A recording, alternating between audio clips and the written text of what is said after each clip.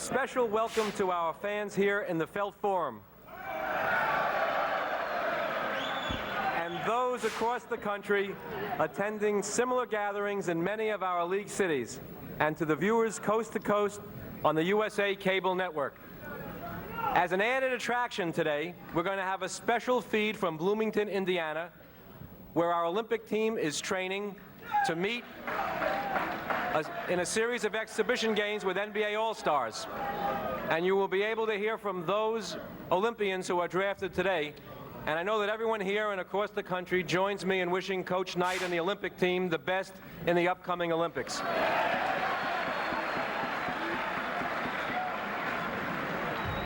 Before we begin, let me say a word about the rules and procedures governing the draft. The only players who may be selected in this college draft are those who are eligible under the NBA bylaws. In particular, please note that any player with remaining intercollegiate basketball eligibility cannot be selected in this draft unless he was among those players who renounced his intercollegiate eligibility prior to 45 days ago. Upon request, Marty Blake, who is here with us, will provide to any team his best information with respect to the eligibility of any player that team proposes to select. However, if the draft eligibility of a player is contested by another club, the league office will then conduct a full investigation into the matter immediately following the draft. If it should later be determined that the player was in fact ineligible, the club selecting him will have forfeited the pick used for that purpose. Now, before opening the draft officially, let me advise you that each team selecting during the first round has a maximum of 5 minutes to make its choice known. In the second through fifth rounds, each team will have 2 minutes in which to make its selection. For the remaining rounds, 6 through 10, only 1 minute per selection will be permitted. The first selection will be made by Houston. Well, the Houston Rockets, the #1 pick for the second straight season. It is considered that once in 15 years a team can draft a center. Once in 25 years a team could draft a superstar center. And the Rockets' timing has been impeccable. Last year, #1 with Ralph Sampson coming out. This year, Hakeem Olajuwon decided to come out early, and that's just in time for Houston. The postman did ring twice. Did not take much time.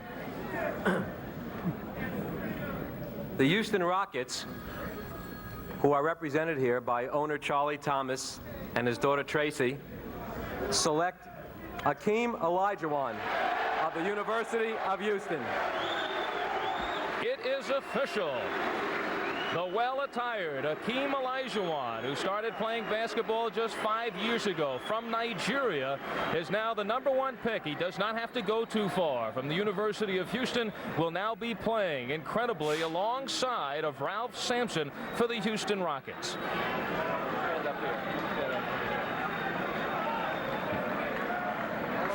Hakeem, whose family owns a cement business in Nigeria, and Hakeem is certainly laying the foundation here in the United States.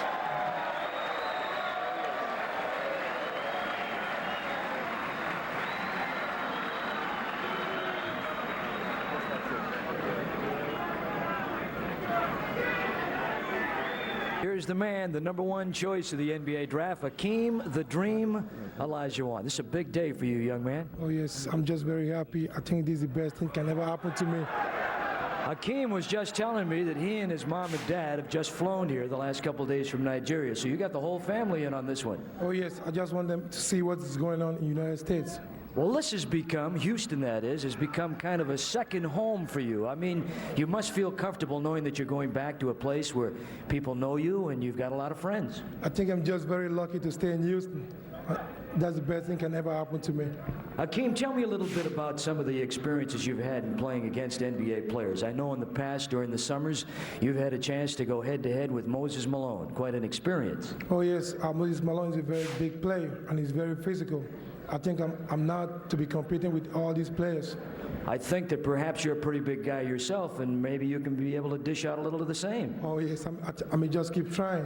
Well, how about a Moses Malone? Has he taken you under his wing a little bit and tried to show you some of the ins and outs of the game? He's just trying to tell me what's going on in the NBA and how to come up. I think he's a very good friend of mine. All right, good friend until the season starts, and then it becomes a different ball game. Now, Ralph Sampson, he's already in place in Houston, and they tell me that Ralph Sampson and Hakeem Olajuwon were going to give it a go and try and play together on the same team. How do you envision that? I think that's going to be a good combination to play with Ralph. He's a very good player, and I like to play with him. Have you had a chance to work out with him or see any of his skills? Not yet. You're going to get together with him as soon as you get back in Houston, I'm imagining. Oh, yes, I can't wait. All right, Hakeem, if you had to define your particular role in the NBA with the Houston Ball Club, would you say they're going to try and get you in low and maybe get Ralph out on the wing, or maybe pop you up a little high and let you take some of those 14, 15 footers? What would you like to do? I think I like to play in the paint, and they can play double low post. He didn't take him long to learn that phrase, did it? Playing in the paint, Hakeem the Dream, #1 draft choice of the Houston Rockets. Let's go to Steve Jones right now, has this reaction. Steve? We're here with Ray Patterson, general manager of the Houston Rockets, and certainly you like those last words that Hakeem said. He likes to play in the paint, so maybe that gives a great deal of credence to the thought that the Houston Rockets can indeed play both of those players. There isn't any question both of them can play together, and I'd like to add that Rodney McRae is going to be a great catalyst in that front line. I think all three of them can play well together. Well, now it's been said that in the West, teams have really got themselves together to beat the Los Angeles Lakers, and with what you have done, perhaps it will be the Houston Rockets. You have the same sentiment. Well, time will tell, of course, but we're off to a good start, Steve. All right, now one last question. Is there anything that can pry one of those players away from you, Sampson or Hakeem, before the 80-45 season gets underway? Well, let me ask you, can you think of anything that could pry him away? Well, a couple of farms, probably. All right. Okay. All right, let's go back to Al Albert. All right, Steve and Lou Conaseca, can it work? Oh, I think it will work because it's both a luxury and a commodity, because you always have to be concerned about injuries. You have to be concerned about when you play a long season, people getting tired. And don't forget, for about 15, 20 minutes, those two players can cause havoc on the opposing teams. It may prove to be a defensive problem, but I'd love to have that defensive problem. All right, we'll be talking more about that as these 3 hours continue. Now the second choice, owned by the Portland Trail Blazers. Let's go to the commissioner, David Stern. Portland selects Sam Bowie, University of Kentucky. Sam Bowie, the young man who came back from a stress fracture injury, the left shin bone. He was out for 2 seasons, redshirted, and he has come back. He has returned strong with Kentucky, and he's now the second pick in the draft. I think we got an indication that Bowie was definitely going to Portland when he came in here carrying a Portland Trailblazer jacket. There was no doubt about that, Al. I think he'll fit in very well for Jack Ramsey. Okay, Al Albert and the rest of our viewers across the country and the folks here at Felt Forum, get a good look at this very handsome young man, Sam Bowie, from the Portland Trailblazers, the #1 pick of Portland. And Sam, courage has been your middle name. You've had to really fight back from some adversity, and I know a lot of folks, particularly yourself, are happy to see this day arrive. Right, I had a 2-year layoff with my leg injury, but if I wouldn't have had the support from the community of Lexington as well as the state of Kentucky, I don't think I'd have been able to do it without their help. I'd like to take this time to thank my mother for sticking behind me, and she knows how much I love her. And right now, I'd just like to say, Mom, I made it. Sam Bowie, #1 pick. Now, Sam, you know a little bit about what the Portland Trailblazers are made of. You know that that's an extraordinary organization. You've had a chance to meet with those people and talk with them. They tell me that they put you through an extensive physical before they made a decision on you, and the end result was a good one. Well, I went up to Portland, and they gave me about a 7-hour physical. They didn't let anything out, so I don't know if that's referring back to the Bill Walton situation. I know he had a stress fracture, but as far as I'm concerned, I'm 100% sound. Did you talk to Dr. Jack about the plans, where they would play you up there? Well, I think they're planning on maybe moving Michael Thompson to forward and putting me in the middle. So I'm looking very forward to joining that organization. Got an outstanding group of players up there, and they're just about a little bit shy of where they want to be, and you might be the missing link. What about Jack Ramsey's setup game? How do you feel you'll fit there? Well, everyone knows that Dr. Ramsey is a profession in each and every way of the word. He's a great coach, and he's a type of guy that can take an individual and teach him what he needs to know. So I'm looking forward to working with Coach Ramsey and the staff. And lots of help from your friends and your teammates and your coaching staff down at Kentucky. Joe B. Hall did an outstanding job of preparing you for this occasion. Right, Coach Hall and his staff has done a wonderful job. They stuck behind me when I was down and out for the 2-year layoff, and I'd like to take this time to thank them. Thanks a lot, Coach Hall. All right, there he is. Sam Bowie, number 1 pick of Portland, number 2 man in the draft. Let's go to Steve Jones. Steve? Number 2 pick, certainly. All right, Al Albert back at the desk with Lou Carnesecca. Now for Portland, they will have a very active 2 rounds. They will also pick 19th in the first round and have 3 picks in the second. That pick for Bowie came, by the way, in return for Tom Owens, who was sent to the Indiana Pacers several years ago. So big dividends for Portland here today. As you see, Chicago Bulls, the team that's ready to go next, and Michael Jordan seems to be the next one up. Everybody's excited about that one. He really captures the imagination. You know, there was a question a little earlier, perhaps, Portland toying with the idea of the great can't-miss talent of Michael Jordan against Sam Bowie, who of course, coming off the injury, he says he is sound. Portland has checked him out through a 7-hour extensive test. But the question is, Bowie going now over the course of an 82-game schedule. It is a calculated risk, but they felt that after the examination, he would fill their needs. And plus, they do need a big man. I mean, Thompson's been playing out of position and did a great job there. Now given the opportunity to express himself facing the hoop. So you take a look at Portland up front now with Sam Bowie in the middle, Michael Thompson at one forward, and Kiki Vandeweghe is now at the other forward with Paxson in the backcourt if he is re-signed as a free agent, and we figure that he should be, with Darnell Valentine, the guard at the other slot.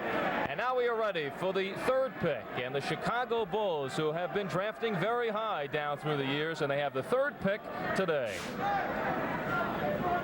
The Chicago Bulls pick Michael Jordan of the University of North Carolina. The next pick goes to the Dallas Mavericks.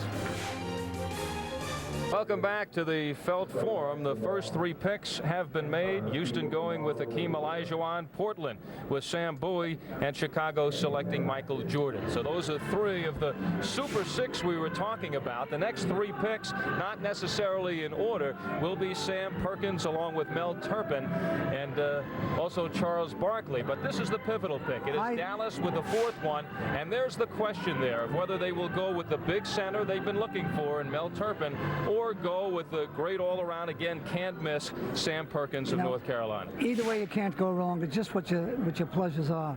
I think either one is going to make a great pro. And, you know, Turpin is more of the banger. Although he bangs, he can also go outside and hit the jumper. Now, as far as our boy Perkins, he's like a surgeon. He has the ability to knife you and cut you up pretty good. I think they're both great choices. Well, Dallas' choice compliments of the Cleveland Cavaliers in return for Mike Bratz. The Dallas Mavericks have this 4th pick and will be getting at least a big man. Dallas selects Sam Perkins of the University of North Carolina. He joins another Brooklyn boy and Orlando Blackman there. So it is Dallas who has another first round, the 15th pick, and 3 choices in the second round. And they select Sam Perkins. And remember, next year, they also have the Cleveland Cavalier first round pick. They will have 8 first round picks in the last 4 years. That's a foundation. They're going to be a team of the future. And with Marta there, Marta's an excellent coach who does a great job with young people. He'll be able to mold them in the system that he wants. And they're going to be a great powerhouse, perhaps a dynasty of the future like the Boston Celtics and the LA Lakers. And now there comes a question, what happens to the logjam up front for Dallas? Because there's Aguirre up front and Vincent and Pat Cummings, Bill Garnett, Kurt Nymphius, Dale Ellis. Well, that perhaps remains to be seen. That's a nice problem. All right, next up, the 76ers, the former champions, knocked out in the first round of the playoffs this year. They come back with a trifecta. They have 3 picks in the first round, number 5 here, then the 10th pick, and then the 22nd. they're in an awfully good position. They can pick 3 pretty good ball The players. Philadelphia 76ers select Charles Barkley of Auburn University. The round mound of rebound, tipping the scales, the latest at 300 pounds. He is one of the most exciting players to come out of college, and he now will be alongside Julius Erving and Moses Malone in the city of brotherly love. Well, I think that's a good choice. And he can score, he'll excite the crowd, and they'll be able to bring him along slowly. Have Dr. J there and Jones. I think it's an excellent choice. They need a scorer. He can score, he can pass, and in their fast break situation, he'll fit in very, very well. And he does it incredibly at that size. He is listed on the scouting sheet at 6'6" and 272. When he reported to the Olympic trials, Bobby Knight said he wanted him down to 215. Bobby Knight was asked if he ever had a player who was really heavy, and Knight said not for long. Well, I would certainly like to open up a pizza concession in their vicinity, and I think it'd help me an awful lot. Charles Barkley. The number 5 pick right here, Charles Barkley of the Philadelphia 76ers. And Charles, you get a chance to step into a team there with a pretty nice nucleus, I would say, with Moses and Julius and the rest of the gang, Andrew, Tony. Any ideas about how you're going to slide into that little team? Well, they already have a great team, and hopefully they'll play me at the power forward position. And I hope I can learn from Moses and Dr. J and all the great players they already have. Charles, a lot of talk about your performance at the Olympic tryouts, and many people disappointed. They thought that you should have made that team. Was a decision based primarily on the fact that they thought perhaps you didn't fit the scheme, the theme, the type of players that they had in the makeup that Bobby Knight had structured for the Olympic team? No, sir. I thought it was my inability to play defense. I have a trouble playing defense because we played primarily zone at Auburn. And I think I have a long way to go before I'm up to the level of intensity that Coach Knight wanted. So it's just going to take a lot of hard work.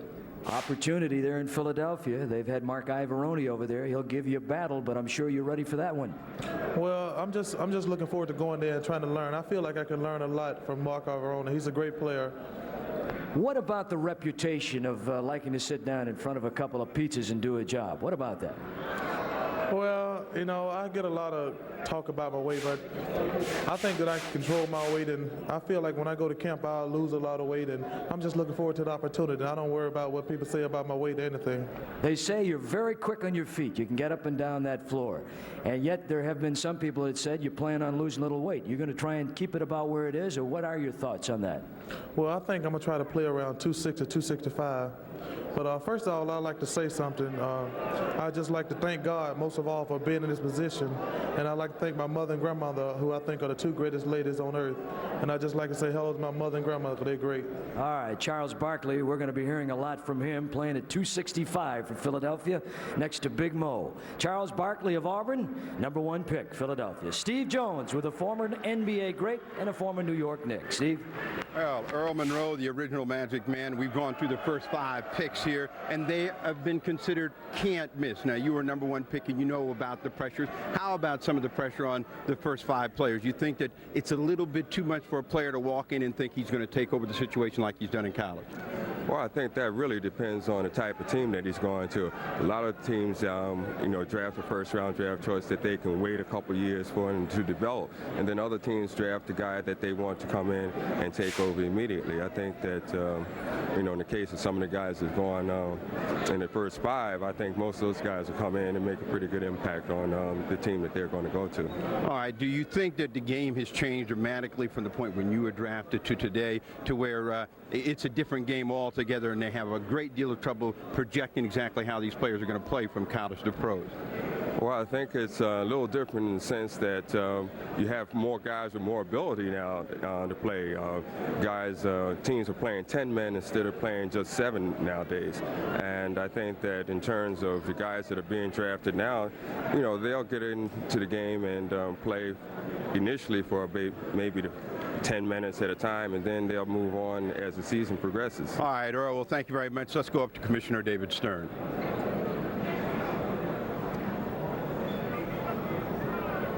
The Washington Bullets select Melvin Turpin of the University of Kentucky. The next pick belongs to San Antonio.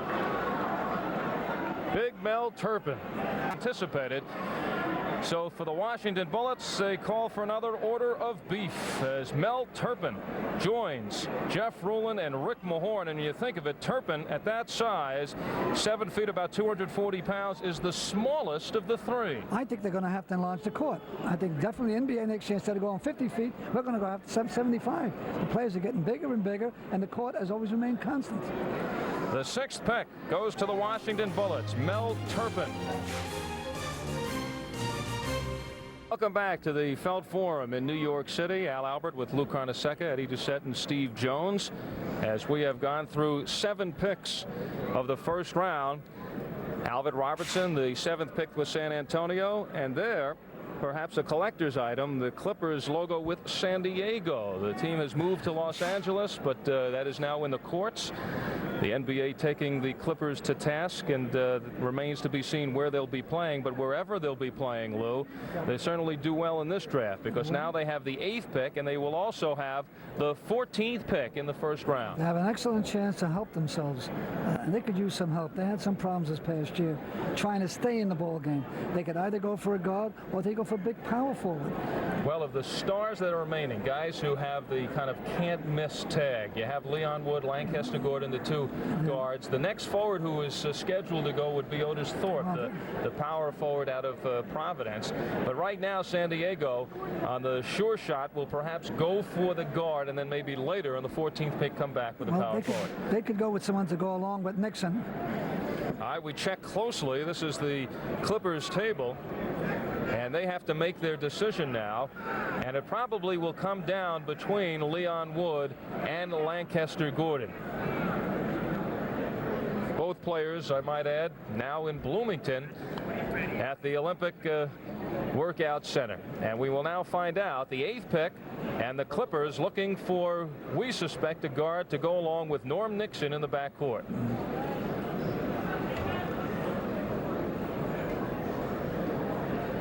The Clippers select Lancaster Gordon from the University of Louisville. Well, Kansas City is up next, the 9th pick. The question now for Lancaster Gordon, where will he be going to find a home? Is it San Diego or Los Angeles? More on that. Let's go to Eddie Doucette. All right, Al, I think that the San Diego Clippers have a very interesting situation in that with a Lancaster Gordon and a Norm Nixon, they have potentially a very, very fine young guard line. Now, the question is, what's going to happen with Bill Walton? As many of you know, they have not signed him. There's a lot of talk about what they're going to do with Bill Walton. If they make a trade, do they make a deal? A lot of talk about possibly moving Walton to the LA Lakers. If it is a cross-town move, that would be interesting. If it happens to be down the freeway, that would be something else. Then what do they do? Who do they move in the middle? Do they make a deal for another big man? A lot of things, a lot of balls up in the air. But right now, they did what they had to do in getting that man that would play opposite Norm Nixon, take a little pressure off him, and that is Lancaster Gordon. Now, one thing that you might want to consider in factoring in this situation, a young fellow who emerged very rapidly toward the end of the season for San Diego was a former Louisville player himself, Derek Schmidt. That might make things a lot easier for both these people because they were teammates and they were friends, and there's a good chance that they might be able to help each other out. So a whole scenario developing in either San Diego or Los Angeles, yet to be named, and we will find out exactly how Lancaster Gordon does. I would like very much at some point to get Steve Jones's reaction on what he thinks the Clippers might do with Bill Walton. Bill Walton, of course, is a big story. He himself thinks that he's going to be moved. He has not made a commitment for this year. The Lakers, of course, have talked about having him as a backup man for Kareem in his last year coming up. So what are they going to do? They got to have that big man in the middle. Walton had as an injury-free year as he's going to have. The one injury he had this year was to his hand and not to his foot, which has been the major concern. And he really appears to be in very good shape.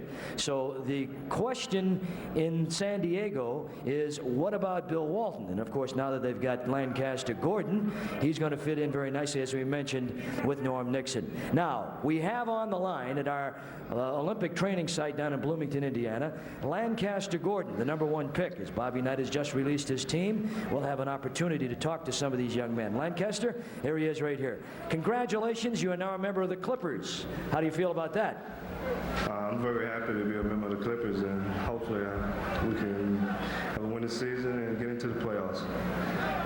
Now, Lancaster, just to bring the folks up to date, in training sessions now with the Olympic team, you've been having some pretty grueling workouts under Bobby Knight, I'm sure, so readying yourself for the upcoming NBA season. That's a long schedule, but I'm sure by the time you're through at this training camp and the Olympics coming up, you'll feel pretty good about being able to handle a long season like that.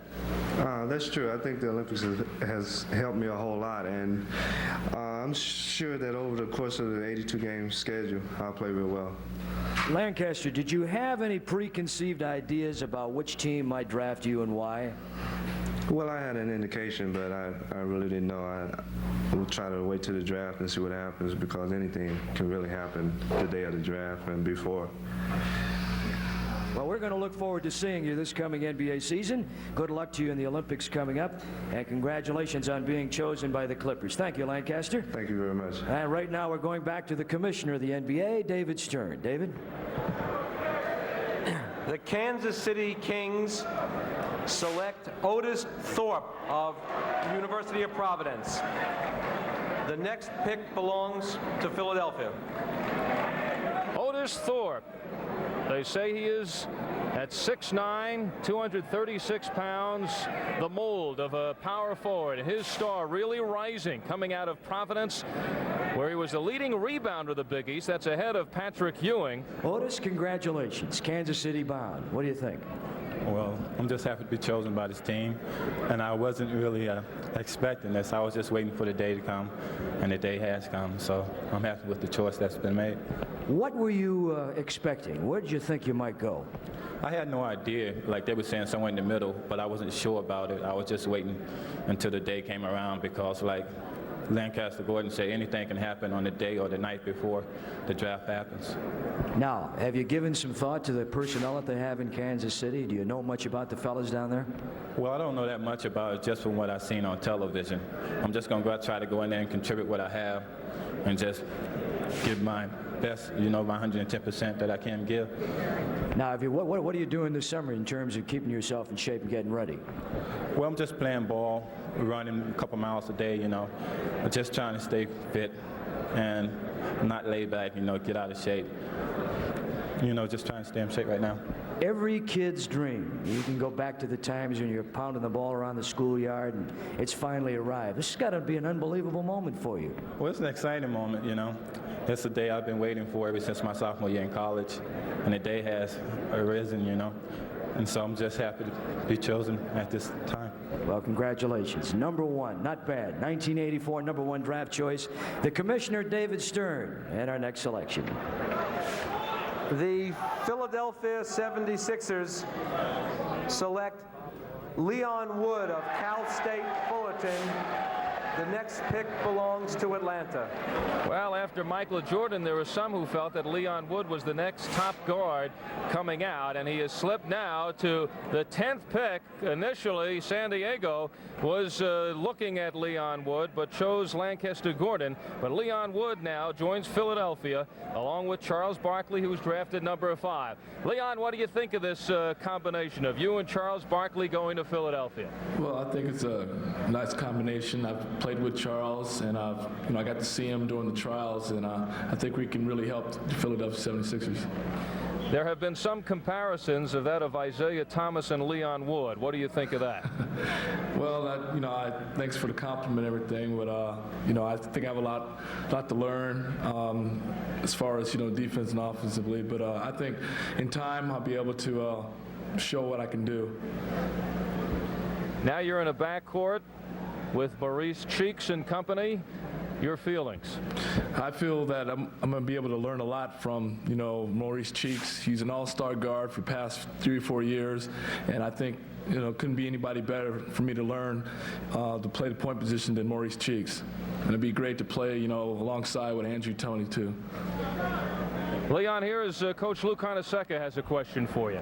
Congratulations, and I'm very, very happy for you. Wish you a lot of luck in the Olympics. How do you think you're going to adjust to the NBA style of play?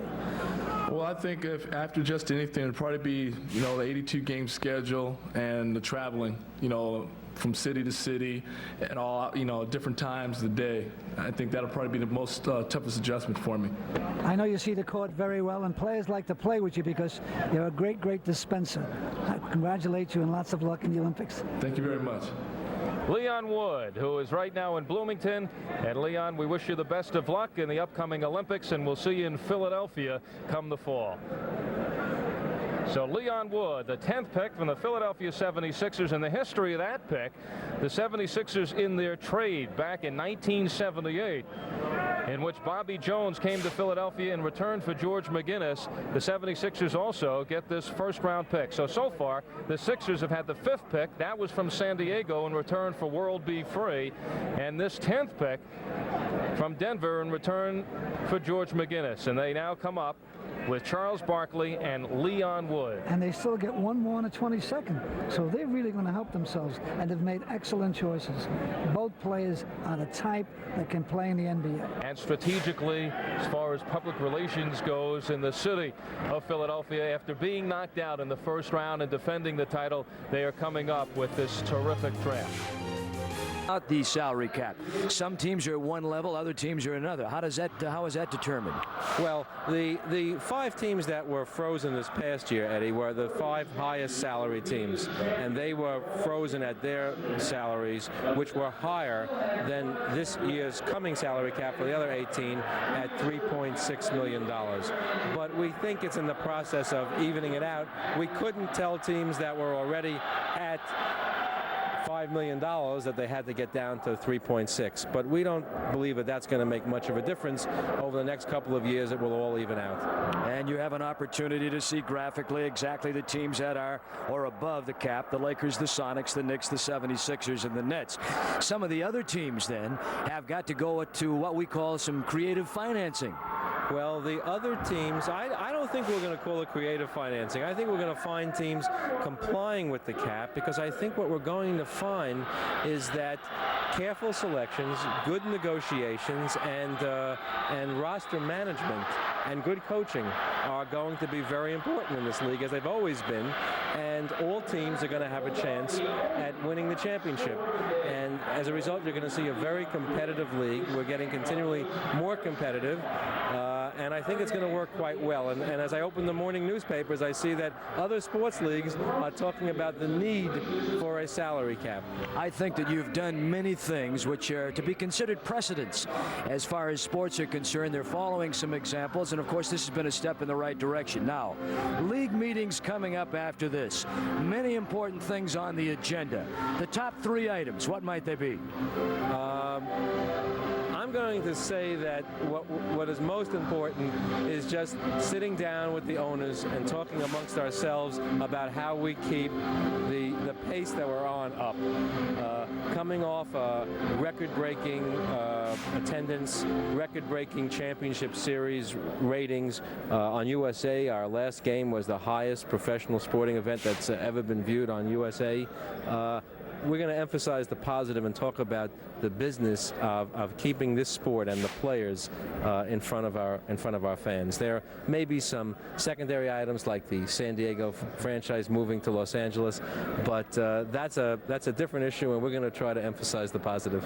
Well, you have it heading in the right direction, and again today another perfect example of it. We want to wish you the best. You're doing a great job so far. Thank you very much. It's a great sport. It makes it easy. We are now ready for pick number 11, the Atlanta Hawks, who late last night completed a deal sending the veteran Dan Roundfield to Detroit for Cliff Levingston and Twan Cole. Willis of Michigan State.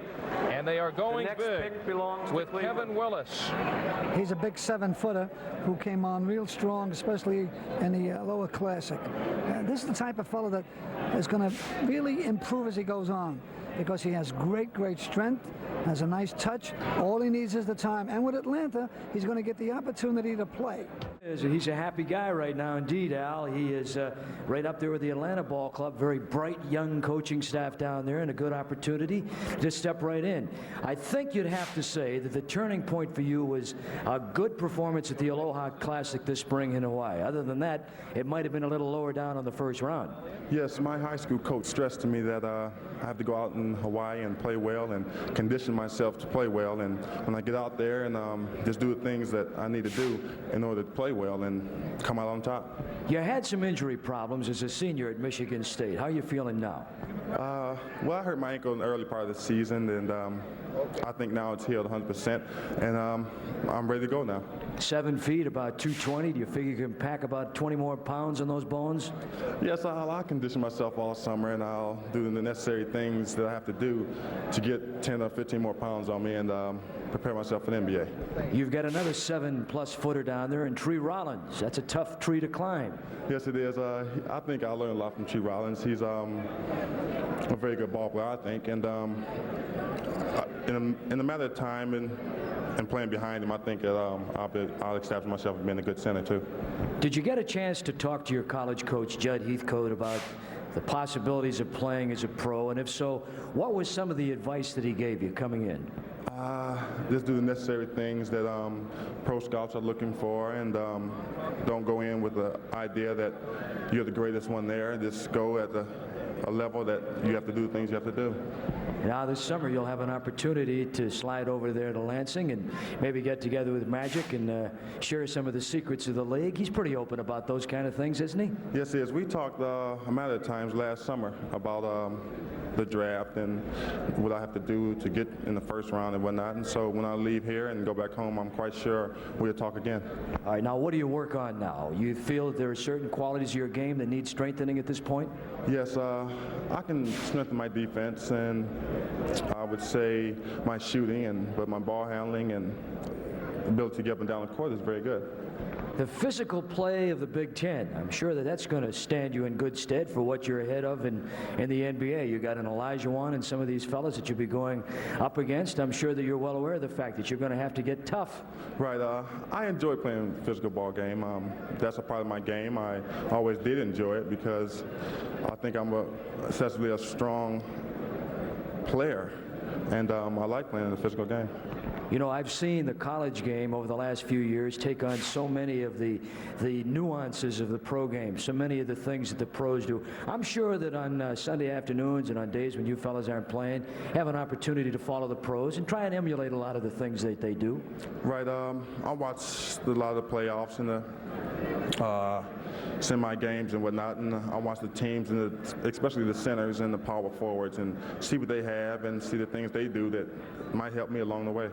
You know, one of the things that I've noticed in going over to Hawaii and watching the youngsters who are getting themselves ready for the pros the last few years is the fact that some of the people start slowly and then they build and develop toward the end of the week. It becomes a question of getting some confidence and realizing that you can play with this level of talent. Did you have that feeling over the week, or were you feeling pretty good about your chances on the way in? Well, I felt pretty good about my chances because of my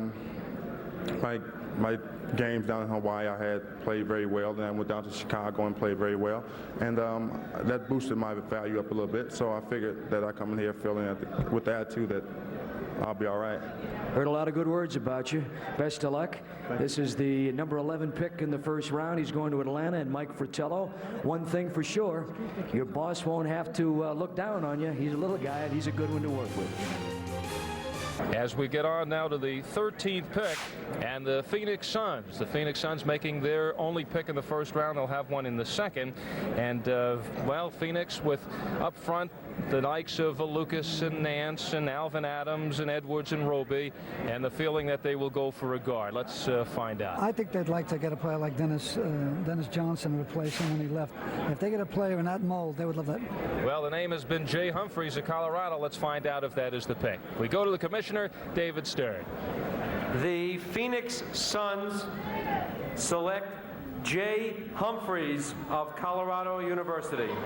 They definitely went for a guard. The next pick belongs to the Clippers. So the Phoenix Suns have selected Jay Humphreys. Let's go back to earlier today when the Chicago Bulls, having the third pick in the draft, and went with sensational Michael Jordan of North Carolina. Jordan, who led North Carolina, now looking to step in to lead the Bulls into the promised land. And he also is leading the United States Olympic team. And he is out at Bloomington now, and Eddie Doucette will be talking with him. All right, Michael Jordan, this is Eddie Doucette in New York. How you feeling? Just fine. How you doing? Real good. College Player of the Year amongst so many other honors. Picked third in the NBA draft by the Chicago Bulls. You'll be getting a chance to see close up Enos Watley and Wiggins and the rest of those fellas. How do you think you'll fit there? Well, hopefully I fit pretty well. I'm looking forward to it. I played with Enos when I came out of high school, so I'm looking forward to playing with him again. All right, now it's 6'6", 195 pounds. Actually, you could play two positions. Which would you prefer? It doesn't matter, really. Whatever can contribute to the team. If I have to play small forward, if I have to play guard, whatever, whatever the team needs. Some of the people who know this game best say that perhaps you're going to be a beautiful big guard. How do you feel about that? Well, hopefully that could become true. I'm not looking forward to going in and trying to live up to everyone else's expectations. I just want to go in and contribute the best way I could, and just look forward to whatever the coaches want. Do you know anything about Kevin Lockree's style of coaching and what he expects from his players? Not really. I'm looking forward to meeting Coach Lockree and looking forward to his coaching. Opportunity to help from a fellow named Michael Jordan. Perhaps you can turn that Bulls thing around. What do you think? Hopefully, I can go in and contribute and maybe turn it around. I'm looking forward to that. Well, Michael, we want to wish you the best. I know that Olympic team is shaping up, and I can't wait to see you next year in the NBA. Thank you very much. All right, Michael Jordan. Let's go back to the commissioner of this great league, David Stern. The Clippers select Michael Cage of San Diego State. The Dallas Mavericks select Terrence Stansbury of Temple University. All right, Steve, we have an interesting pick here by the Dallas Ball Club. What do you think of this one, Terrence Stansbury? Well, it looks like it's going to be a good backup for Rolando Blackman. I mean, Blackman's been a scoring machine for them, and when he's gone out of the ball game, there's been a dramatic drop-off, and suddenly you get Stansbury, who can stick it from the outside just as well. It's a good selection, and again, Dallas has done an excellent job in the first round. They have done their homework. They have really built themselves a very, very nice situation. Are they putting pressure on themselves now, Steve, or do you still think that they might be a couple of years away? Well, they can't say they're putting pressure on themselves. They made the playoffs, so they're here now. They've got to play, and they've got to continue to build. They've got to go forward, so I think they're in an excellent position. They've done it through the draft. That has been their #1 motto. We're going to build our team through the draft. They've got fine young talent down there. Now they got to mold it into that championship caliber. But bragging rights, you got to look a little bit away, and you see what Houston's putting together. You know that front line is not going to take a back seat with Olajuwon and, of course, the big man Sampson, and I like Rodney McRae. Well, Houston perhaps will be the team to beat, but hey, that's what competition is all about, and you want to try to get the players that you think are best for your philosophy. Dallas has been very good at doing that through the draft. Last year they got Dale Ellis, and I think that they think that Ellis is going to come along and be a fine backup for them. So they're in a position where they're going to challenge a lot of teams, and you saw them. They played the Lakers, and even though they didn't have all of it then, they're thinking about getting it now. All right, so we've covered covered Dallas, and we've covered Houston. We haven't talked about San Antonio. They're quietly sitting back there trying to reassemble, and they picked a young man, the 6th pick today, Alvin Robertson. What do you think? Well, they were looking for some defense. They've got a lot of offensive players down there. Iceman, George Gervin, Ron Brewer to come behind him. John Paxson actually is a offensive player in Johnny Moore, so they're looking for somebody that can guard somebody down there, perhaps pick someone up. They like to play a transition game, so they want to tighten up their defense as well. I said 6th. I meant 7th pick. Washington got the 6th pick, but we do have Alvin Robertson with us today. He is in Bloomington at the Olympic training site. Let's go down there and talk to the young fellow that's just been picked by the San Antonio Spurs. Alvin, Eddie Doucette, Steve Jones, we're in New York. We would like to find out a little bit about your feelings now, having been picked to the 7th selection in the first round. Well, I'm very happy to be a member of San Antonio Spurs Ball Club. Hopefully I can go down there and fit in some way and contribute to the team. Fortunately for Alvin, this is Steve Jones. You've had a chance to play a lot of man-to-man defense. Is that going to be one of the things that you're going to try to bring out, the fact that you're going to challenge somebody and make it difficult for them to score? Well, you always try to play to your strength, and a lot of people say that my strength is defense, and hopefully I can go out and play the aggressive man-to-man defense and be successful in the NBA.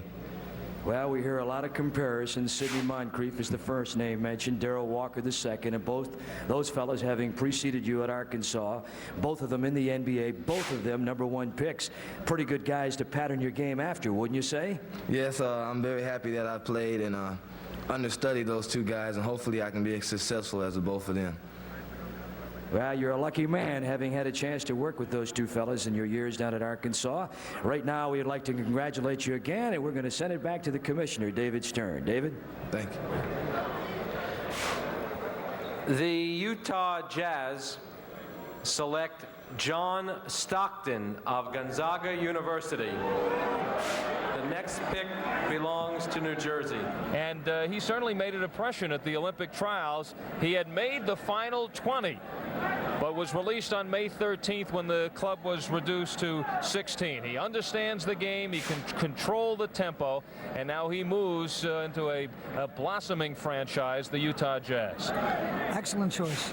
John Stockton, a surprise here at the Feld Forum, because his name certainly not on the lips of the fans here in New York. But he becomes the 16th pick, and what about the possibility now with Devin Durant, one of the leading scorers in the nation out of BYU. He was there for the Jazz for the taking, but they passed up on him, the local product, a local hero. Well, they probably were looking for a point guard because they do have scorers, and Durant is a great scorer. There's no doubt about that.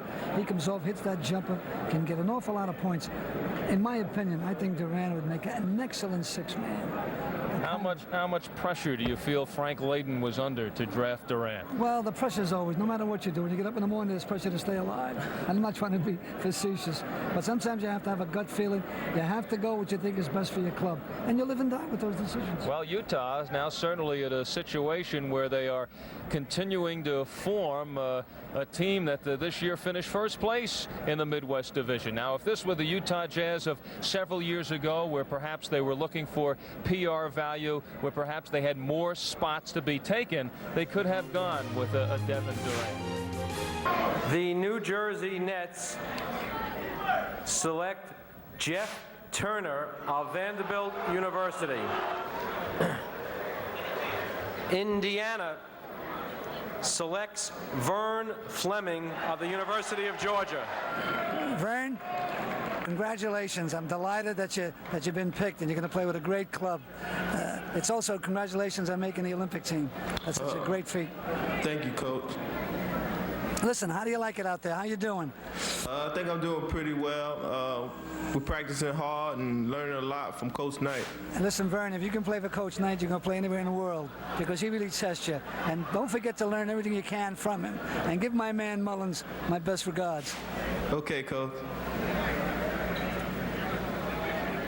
Oh, Vern. Vern Fleming. Vern, right here at the Feld Forum, a large gathering of New York fans, and very happy about your pick. I wonder if you have anything to say to the fans of New York. Thank them for cheering for me. I'm looking forward to playing for the Pacers, and hopefully can help them out next year. What do you see as your role stepping in with an Indiana team? Coach Carnesecca and I have been talking about the fact that for many players it happens to be the team they go to. Now you go to Indiana and there are certainly spots open in the backcourt. Yes, I really don't know. I'm just looking forward to playing and hopefully do well. Vern, you're going to be playing with another New Yorker, George Johnson, who played at St. John's. And I think you're going with a very fine club. Irvine and Donnie Walsh are excellent coaches. And don't forget, that club has an excellent front line with Kellogg, Williams, and Stemkanovich and Johnson. They need help in the backcourt, and they're looking for you to give it. So lots of luck. Okay, thank you, Coach. Vern, you're considered the second best defensive guard behind Alvin Robertson, who went earlier in the draft. Do you pride yourself on the defensive play along with what you can provide offensively? Yes, I like to play defense. I like to take the chance of guarding a great offensive player, so I play hard on defensive end. Vern Fleming, who is now a member of the Indiana Pacers. Vern, thanks for joining us and good luck in the Olympics. Okay, thank you too.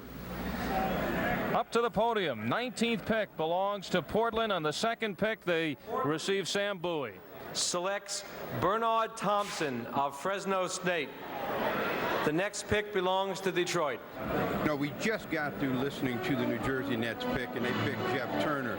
With me is Trent Tucker. He was selected a couple of years ago by the New York Knicks. An unpopular choice by the fans. Your thoughts about the fans' reaction when you came down and you were the #1 pick of the New York Knicks?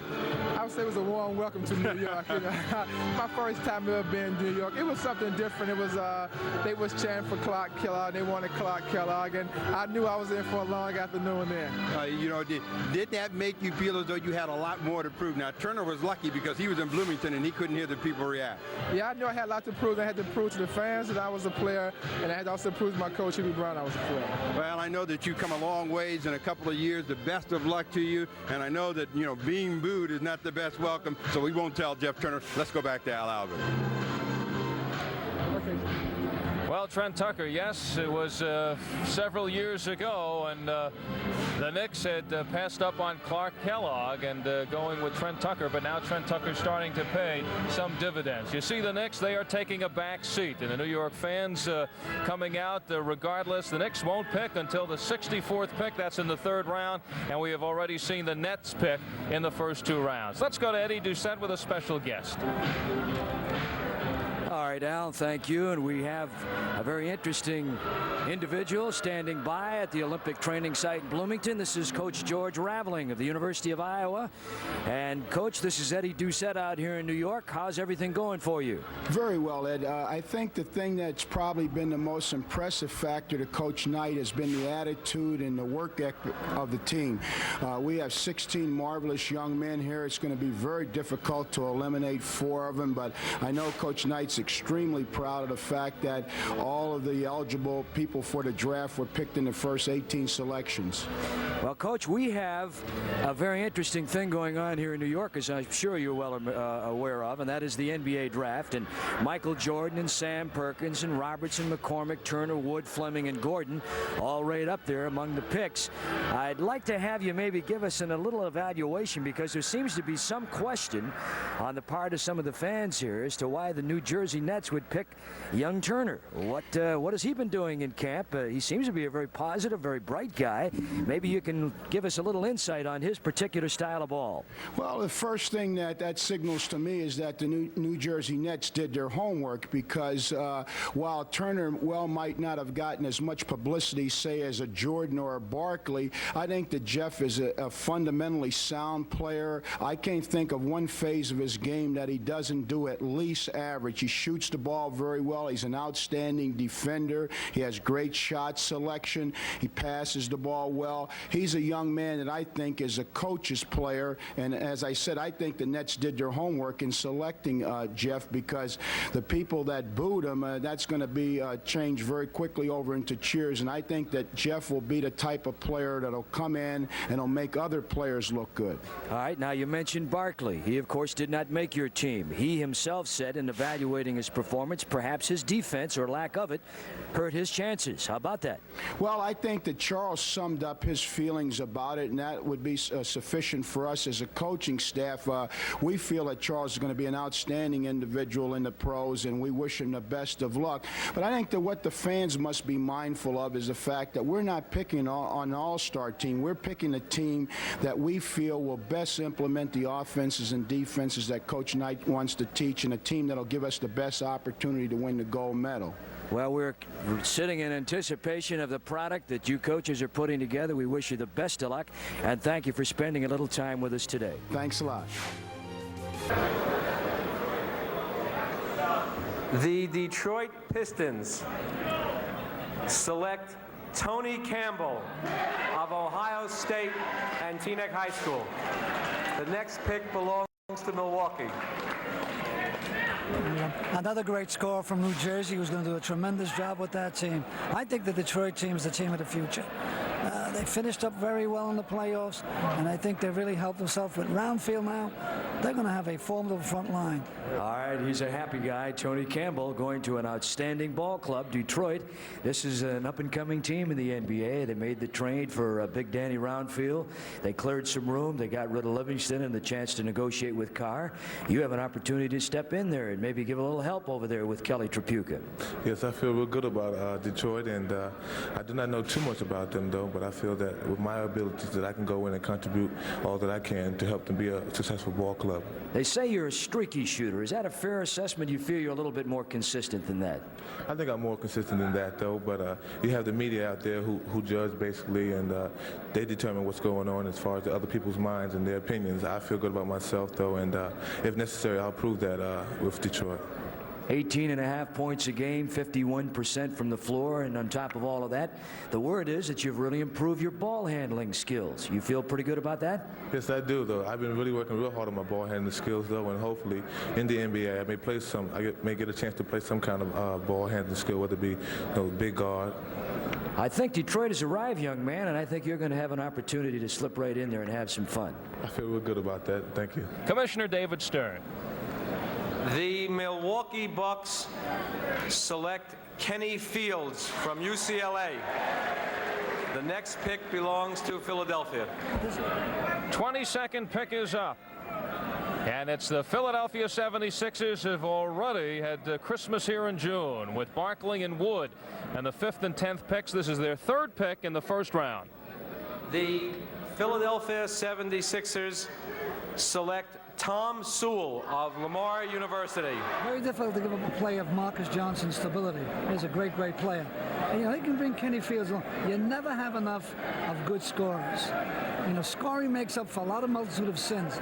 And when you get a player like Marcus Johnson and a Kenny Fields, well, now you can be flexible. If you take one out, you have the other fellow who can go in and give you the type of production that won't make it that disparaging. So I think it's an excellent choice for Milwaukee. Cummings is another big guy, and they could use some young people. Lanier is getting up there in age, but maybe he's got maybe 1 or 2 more years left in him. All right, the last pick, 22nd pick by Philadelphia.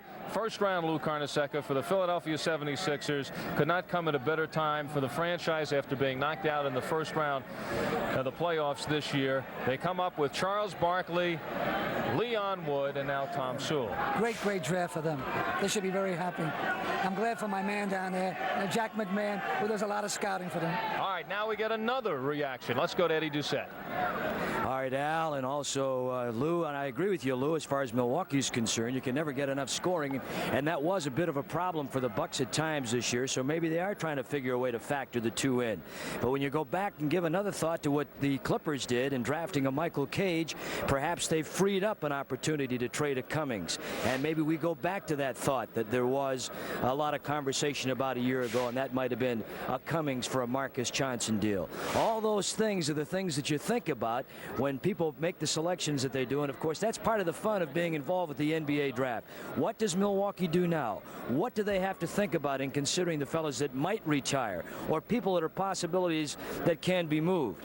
You also talked a little bit about Philadelphia. Perhaps they're getting set to make some moves. Maybe Andrew Toney is going to be involved in a deal. They certainly have added some people that could possibly step in at a time, take some places. So I think what we have here is a lot of opportunities, and there'll be much conversation after this is over with as to try and figure out who is doing what to whom. And we'll watch it very closely. Steve Jones, I know you have a thought. Steve?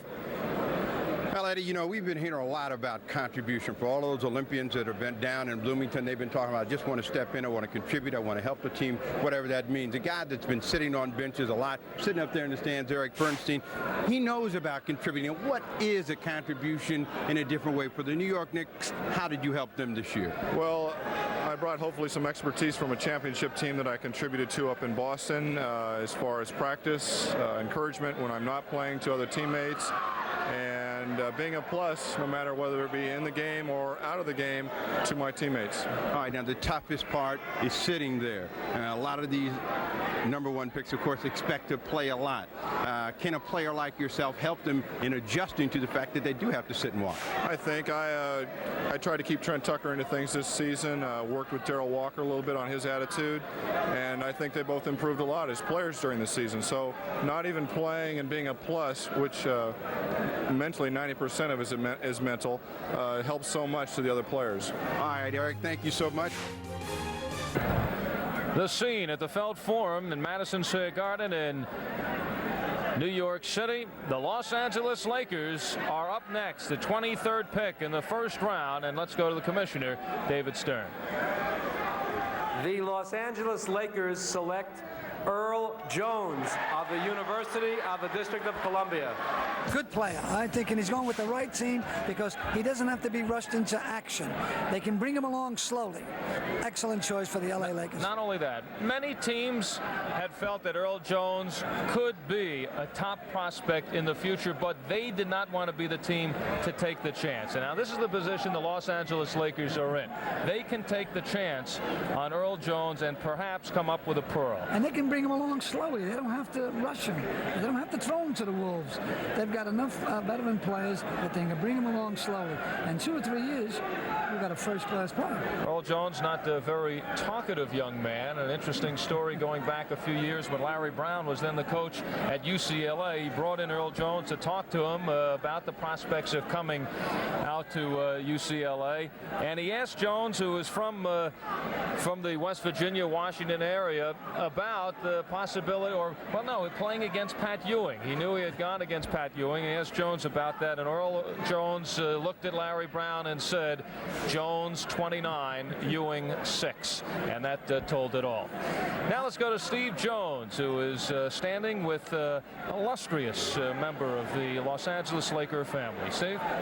Well, the voice of the Los Angeles Lakers, Chick Hearn, is here. We've been here before, Chick, and we've talked about draft picks, and one of the things that the Los Angeles Lakers said they were going to get is somebody that could rebound. Is Earl Jones a guy that can go after the basketball for you? He can go after it in the league that he played in, the competition that he played in. We want to see what he can do with the big boys, and in order to play with the big boys, he's a 7-footer. He can shoot outside. He can put the ball on the floor, but I think he's going to have to get some upper body strength. He is not a big physical specimen. However, he's got the 7-foot size. You got to go for that kind of a basketball player, particularly when you think ahead that Kareem's going to retire after the coming season. So the Lakers put a lot of hours and a lot of minutes and a lot of praying into getting Earl Jones, and I think that General Manager Jerry West and the staff has done an outstanding job in their selection. All right, quickly, Chick, how about the thought that the Lakers, who have great athletes, great flexibility, that Earl Jones perhaps fits into that mold as well, and he can play a couple of positions, center and forward? He can do that, and he can get up and down the floor. You know, the Lakers are noted for their fast break. It broke down a little bit, we admit, a week ago, but nonetheless, the Lakers February 1st were a great basketball club, and then they lost as starters the likes of, or rather as reserves, Worthy, Cooper, McAdoo, and so I think this fella, the big fellas, he will be called by even Kareem. Earl Jones will fit the bill. All right, thank you so much, Chick. Let's go up to Commissioner David Stern and the Boston Celtics pick.